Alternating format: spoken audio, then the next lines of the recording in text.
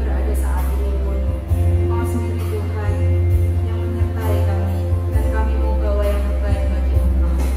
Terima kasih Tuhan Yesus, terima kasih. Engkau sungguh baik dalam kehidupan kami, menyertai kami. Hanya di dalam nama Tuhan Yesus kami berdoa dan mengucap syukur. Haleluya. Amin.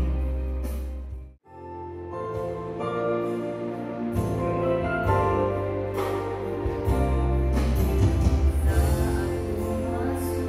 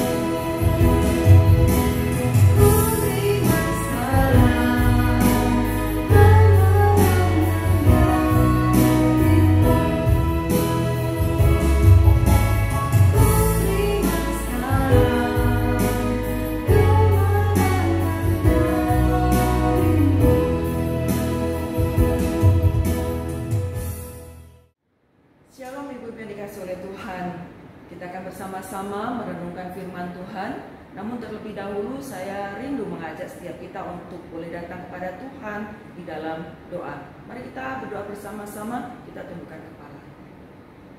Kepada Allah yang hidup, kami bersyukur. Hari ini kami boleh datang di hadapan Tuhan. Kami boleh memuji nama Tuhan. Kami sekali lagi rindu juga untuk belajar firman Tuhan. Kami siap Tuhan untuk Kau ajar, Kau didik, Kau tegur, Kau bentuk melalui firman-Mu. Berbicaralah kepada kami Tuhan, kami siap untuk belajar firman-Mu, kami siap untuk melakukan firman-Mu di dalam kehidupan setiap kami sehari-hari. Terima kasih Tuhan Yesus, di dalam nama Tuhan kami Yesus Kristus, Allah yang hidup, kami boleh berdoa dan kami sambut firman-Mu. Amin. Ibu-ibu yang terkasih di dalam Tuhan, Allah yang kita sembah, Allah kita itu adalah Allah kasih. Allah yang penuh dengan kasih, sangat mengasihi setiap kita. Kasih dari manusia kepada sesama, itu tidak bisa dibandingkan dengan kasih Allah. Kasih kita kepada Tuhan sekalipun tidak bisa dibandingkan dengan begitu besarnya kasih Allah, kasih Tuhan kita kepada setiap kita. Dan karena kasihnya itulah maka kemudian Allah kita, Ia mempunyai rencana yang baik, rencana yang indah untuk setiap kita manusia.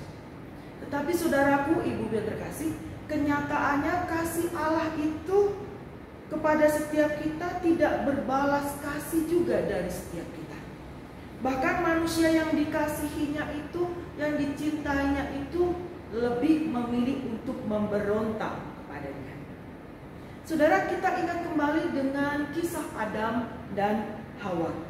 Karena Allah itu sangat mengasihi manusia, maka Allah sudah menyediakan segala sesuatu yang dibutuhkan oleh manusia. Pada masa penciptaan, segala kebutuhan manusia itu sudah disediakan, sudah dicukupkan oleh Allah. Tetapi saudara, manusia memberontak. Manusia tidak taat kepada Allah. Ya, manusia tidak taat kepada Allah dan jatuh ke dalam dosa. Sehingga saudara, manusia itu harus mengalami hal-hal yang tidak menyenangkan, hal-hal yang tidak mengenakan. Karena jatuh ke dalam dosa, tidak taat kepada perintah Tuhan, tidak taat kepada pesan firman Tuhan. Saudara, manusia mengalami kematian rohani. Apa itu? Manusia harus berpisah dari Allah, tidak dapat langsung berhubungan. Seperti pada masa penciptaan, Adam bisa ngobrol dengan Allah secara bebas. Tidak bisa seperti itu. Ada pemisah antara manusia dengan Allah. Manusia berdosa, Allah kita yang Maha Kudus. Tidak bisa terjadi lagi bicara secara langsung. Yang kedua, manusia mengalami apa? Jatuh di dalam dosa, manusia mengalami penderitaan hidup sampai sekarang. Mengalami penderitaan kehidupan. Ya, dosa itu membawa kekacauan masuk di dalam kehidupan setiap kita manusia. Saat ini kita sering menjumpai orang saling fitnah, orang saling menyakiti, tipu menipu, merampok, mengambil harta orang lain dengan kekerasan yang bukan miliknya diambil begitu saja. Ada pembunuhan di mana-mana, baik secara langsung, secara fisik, ataupun melalui kata-kata dan tindakan. Saudara, penderitaan masuk di dalam kehidupan manusia. Kematian jasmani karena dosa. Ya, semua manusia mengalami kematian. Kejadian 3:19 berkata, sebab engkau debu dan engkau akan kembali menjadi debu. Mengalami kematian secara jasmani, secara fisik. Tadi kematian rohani, berpisah dari Allah, tidak bisa ngobrol, tidak bisa berjumpa dengan Allah secara langsung, face to face, orang katakan demikian. Kemudian mengalami kematian jasmani. Selanjutnya mengalami kematian kekal. Ya, Wahyu 14:11 ini adalah upah dari yang manusia perbuat. Dosa yang manusia perbuat, mengalami kematian kekal, berpisah selamanya dengan Allah. Di mana tinggalnya? Ya, Allah di surga, manusia akan di neraka, berpisah secara kekal. Saudaraku, tetapi karena begitu besar kasih Allah, ada ayatnya bukan? Ayat yang kita hafal dengan sungguh-sungguh. Karena begitu besar kasih Allah, maka Allah itu mengaruniakan, menganugerahkan, memberikan secara cuma-cuma keselamatan kepada setiap kita. Ya, setiap kita manusia. Pertanyaannya, caranya bagaimana? Bagaimana Allah mengaruniakan keselamatan itu? Melalui kematian Yesus Kristus. Kristus Yesus di atas kayu salib. Dia yang menanggung semua hukuman akibat dosa kita. Kita yang berdosa, Yesus Kristus yang menanggung hukuman itu. Saudara, dialah yang menggantikan posisi kita sebagai si terhukum. Kematian Yesus Kristus di kayu salib itu satu paket lengkap, saudara. Merupakan satu paket lengkap yang mampu memulihkan relasi kita kembali dengan siapa? Dengan Allah. Satu kali di atas kayu salib mampu mengembalikan kembali, memulihkan relasi kita dengan Allah. Sebuah paket lengkap. Ada penebusan di dalam karya itu. 1 Korintus 6 ayat 20a menyatakan bahwa setiap kita orang yang percaya kepada Yesus Kristus, ya, telah dibeli dan harganya telah lunas dibayar. Telah lunas dibayar. Seperti seorang budak itu loh, saudara.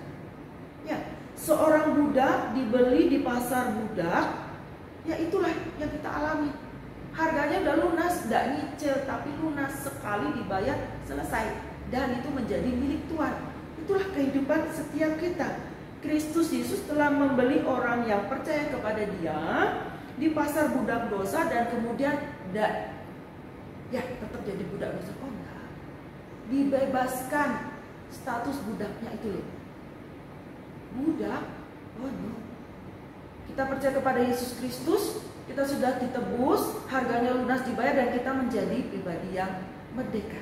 Kita sudah ditebus. Efesus 1 ayat 7 menyatakan bahwa di dalam Dia, Yesus Kristus, dan oleh darahnya kita, siapa yang percaya kepada Dia, beroleh penebusan, yaitu pengampunan dosa menurut kekayaan kasih karunia. Kita ditebus, harganya sudah lunas dibayar, itu karena kasih karunia Tuhan. Bukan karena kita hebat, bukan karena kita luar biasa kaya, pandai, dan lain sebagainya, ada banyak kelebihan. No, tetapi itu kasih karunia Tuhan. Yang kedua, paket lengkapnya apa? Kematian Yesus Kristus di kayu salib itu menjadi jalan pendamaian. Berdamainya siapa? Manusia dengan Allah. Ya, mengangkat muka Allah. Roma 3 ayat 25 berkata demikian. Kristus Yesus telah ditentukan Allah menjadi jalan pendamaian. Karena apa? Karena iman di dalam darahnya. Kita percaya kepada Yesus Kristus, juru selamat. Yesus Kristus mati di kayu salib menghapuskan dosa setiap kita. Melalui kematian Yesus Kristus di kayu salib, kita itu diperdamaikan kembali dengan Allah. Awalnya kita itu menjadi musuh Allah, seteru Allah. Kita jauh daripada Allah. Karena Yesus Kristus mati di kayu salib, kita bisa berdamai dengan Allah. Saudara kasih dalam Tuhan, Tuhan Yesus itu menyediakan pendamaian. Artinya apa? Yesus Kristus menyediakan pembayaran yang memuaskan, lunas. Untuk apa? Untuk dosa itu yang sudah kita lakukan. Caranya gimana? Sekali lagi, melalui kematiannya di kayu salib. Ingat, upah dosa ialah maut.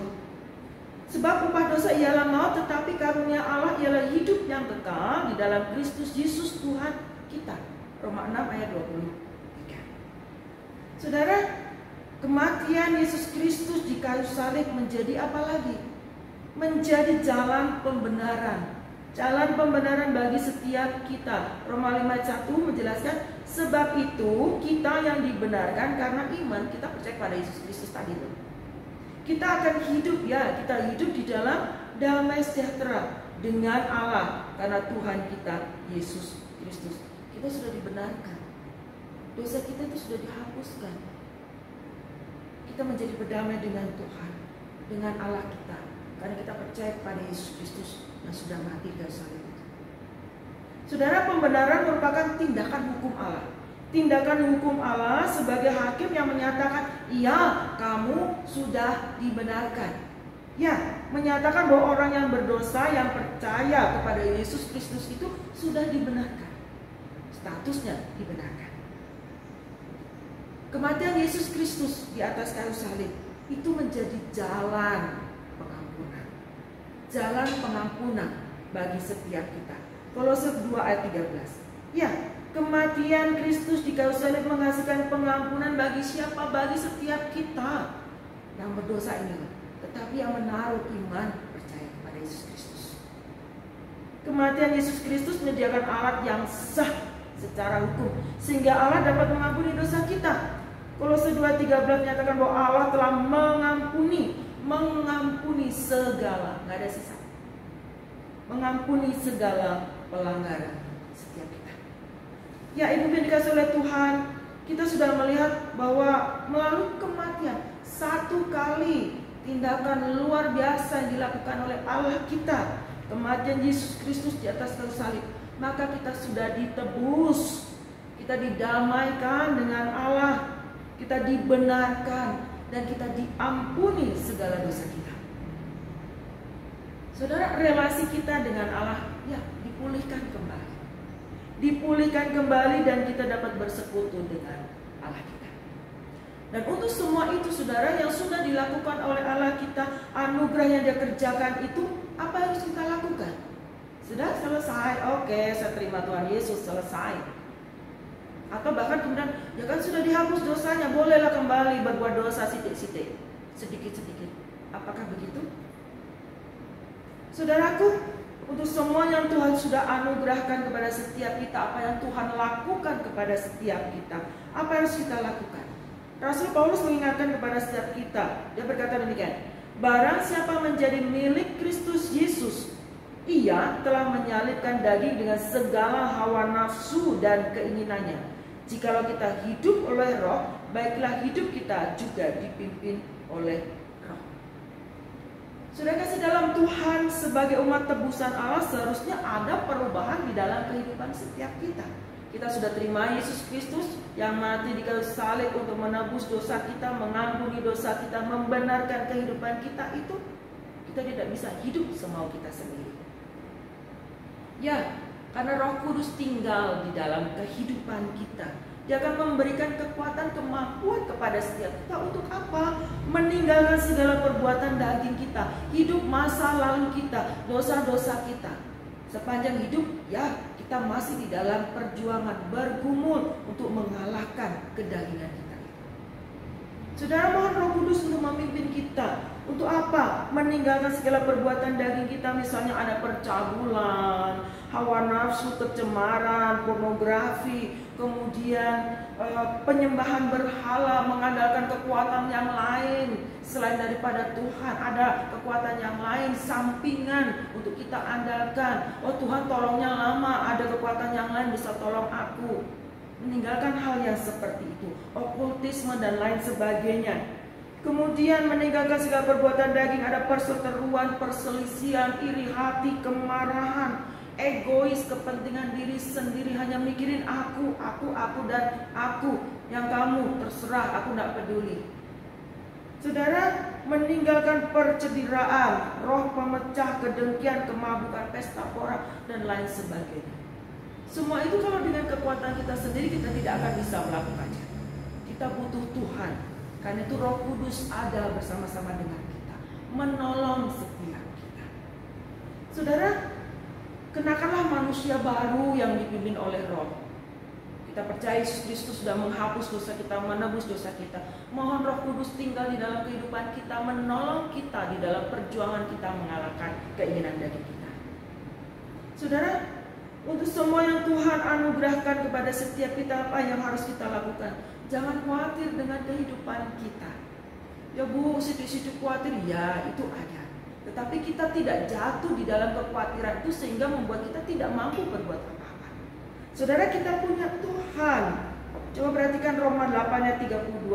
Allah yang tidak menyayangkan anaknya sendiri, tetapi menyerahkannya bagi kita semua. Nah ini loh, buktinya kalau Allah kita itu sangat mencintai kita, sehingga Dia merelakan dirinya menderita demi kita. Saudara, bagaimanakah mungkin Dia tidak mengaruniakan segala sesuatu kepada kita dirinya sendiri aja diberikan. Ya, pergumulan ada dalam kehidupan kita. Kalau Allah memberikan hidupnya sendiri bagi kita, apakah kemudian Allah tidak peduli dengan harian kita, keseharian kita, kebutuhan kita? Ya, Allah peduli. Allah senantiasa memelihara setiap kita. Serahkan segala kekhawatiran kita itu kepada Tuhan. Yang luar biasa besar Dia lakukan untuk kita. Hal-hal kecil dalam keseharian kita. Saudara, letakkan kekhawatiran kita itu, harapan kita itu kepada siapa? Kepada Tuhan. Dia sudah memberikan hidupnya kepada kita, tentu Dia akan peduli dengan harian kita, keseharian kita. Dia akan memelihara kehidupan setiap kita. Jangan khawatir dengan apapun yang ada dalam kehidupan kita. Saudara kasih dalam Tuhan, dalam minggu-minggu Prapaskah, kita mengingat cinta kasih Tuhan Yesus di atas kayu salib buat setiap kita. Dia merelakan hidupnya menderita buat setiap kita. Dia rela mati di kayu salib untuk setiap kita. Dia tentunya juga sangat peduli dengan kehidupan kita tiap-tiap hari. Serahkan kehidupan kita kepada Tuhan. Saudara, ada sebuah pujian dengan sebuah judul Ribuan Malaikat. Pujian itu mengingatkan kepada setiap kita bahwa Tuhan Yesus itu menderita. Dia mampu memanggil malaikat untuk membuat dia lepas dari penderitaan itu, salib itu. Tetapi Dia tidak melakukannya. Kenapa? Karena Dia mengasihi setiap kita. Dia merelakan hidupnya untuk menghapus dosa setiap kita. Itulah bukti cinta Tuhan kepada setiap kita. Karena itu sekali lagi, serahkan kekhawatiran kita, serahkan hidup kita di dalam tangan Tuhan. Sebuah pujian Ribuan Malaikat.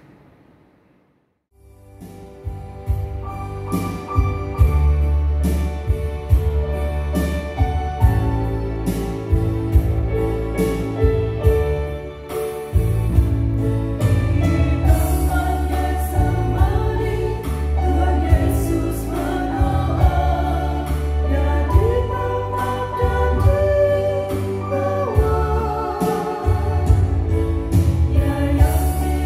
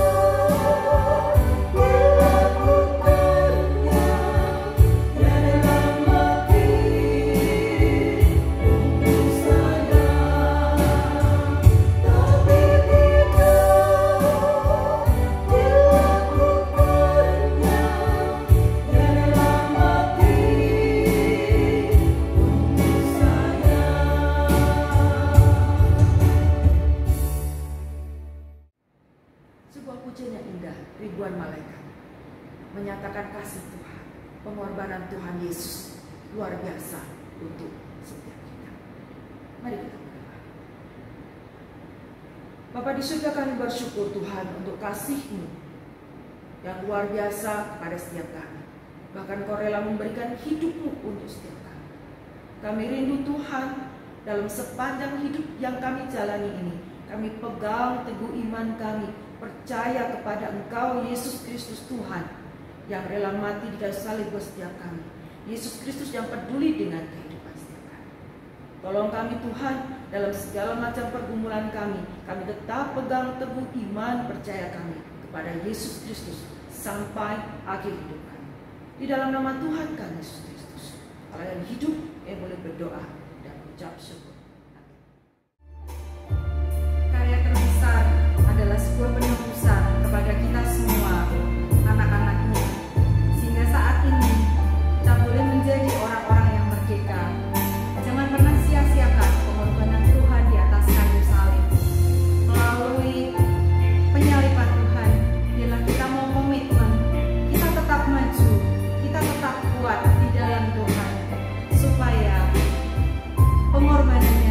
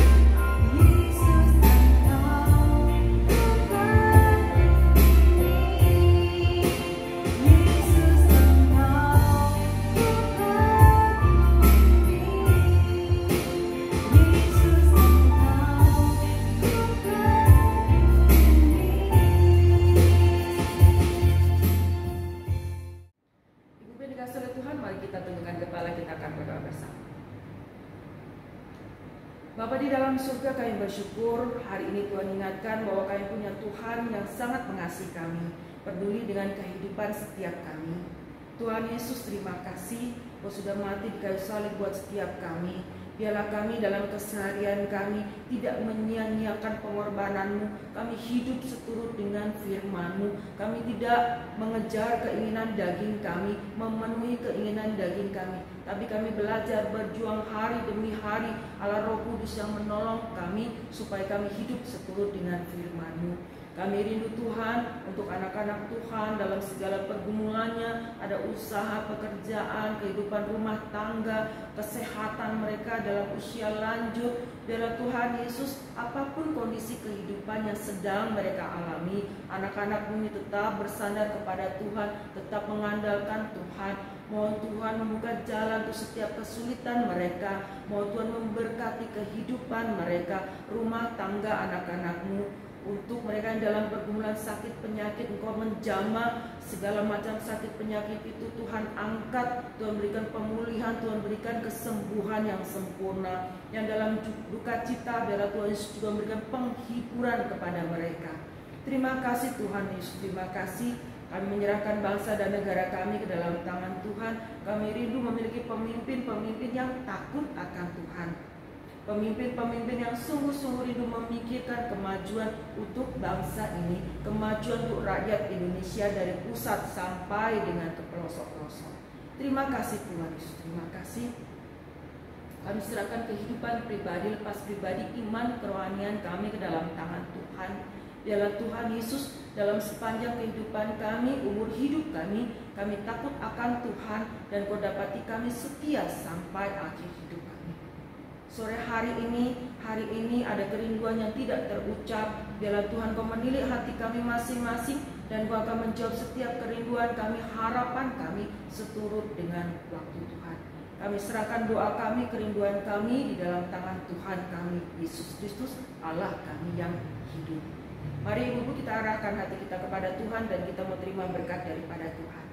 Kasih karunia, damai, sejahtera, pemeliharaan yang sempurna, pemeliharaan hari demi hari daripada Allah Bapa, Allah Putra dan Allah Roh Kudus ada bersama-sama dengan kita semua mulai dari sekarang sampai selama-lamanya.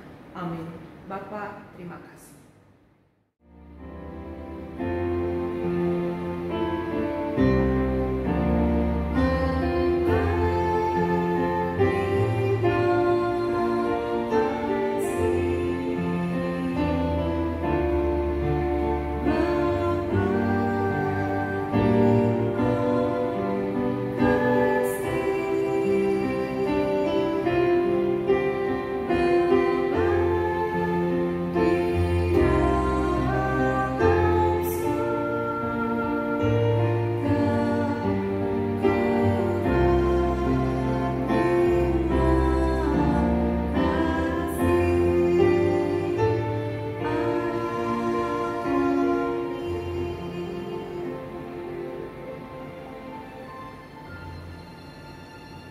Ibadah telah selesai, sampai berjumpa di ibadah selanjutnya.